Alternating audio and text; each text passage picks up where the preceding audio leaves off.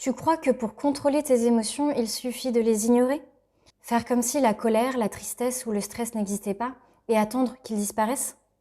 Eh bien, c'est une idée reçue qui peut faire plus de mal que de bien. Dans cette vidéo, je vais t'expliquer pourquoi refouler tes émotions n'est pas la solution et comment, au contraire, apprendre à les accueillir peut transformer ta vie. L'idée d'ignorer tes émotions vient d'un vieux mythe, celui du self-control à l'ancienne. On valorisait la retenue, le fait de ne pas se laisser envahir par ses émotions, comme un signe de force. Dans certains milieux professionnels ou sportifs, exprimer ses émotions était même vu comme un signe de faiblesse. Mais aujourd'hui, les recherches scientifiques nous montrent que c'est une stratégie inefficace et parfois même dangereuse. Selon James Gross, expert en régulation émotionnelle, supprimer ou refouler une émotion ne fait que la reporter. En apparence, tu sembles calme, mais à l'intérieur, la pression monte.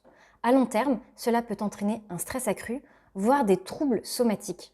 En clair, tu ne bloques pas l'émotion, tu la transformes en bombe à retardement. John et Gross, dans une autre étude, expliquent que refuser de reconnaître ses émotions t'empêche d'apprendre ce qu'elles veulent te dire. Par exemple, la colère peut signaler une injustice ou un problème à résoudre. Si tu refuses de l'écouter, tu risques de reproduire les mêmes erreurs encore et encore. Et que dire des explosions émotionnelles? Bonanno, dans ses travaux sur la résilience, a constaté que nier ses émotions peut conduire à des réactions incontrôlées ou à des symptômes physiques comme des douleurs ou une fatigue intense. Reconnaître ses émotions, au contraire, favorise une meilleure adaptation et un meilleur équilibre. Prenons des exemples concrets. Un manager ignore sa frustration face à une répartition injuste des tâches, comme si tout allait bien jusqu'au jour où il explose pour un détail devant son équipe. Une sportive qui refuse d'admettre son stress avant une compétition importante, résultat, son corps somatise et ses performances chutent.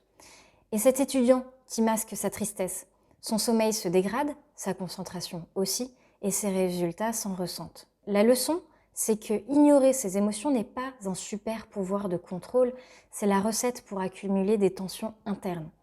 La vraie force, c'est de les reconnaître, de les comprendre et de les canaliser ou de les réguler. C'est ça qui te permet de retrouver un équilibre émotionnel et une performance durable.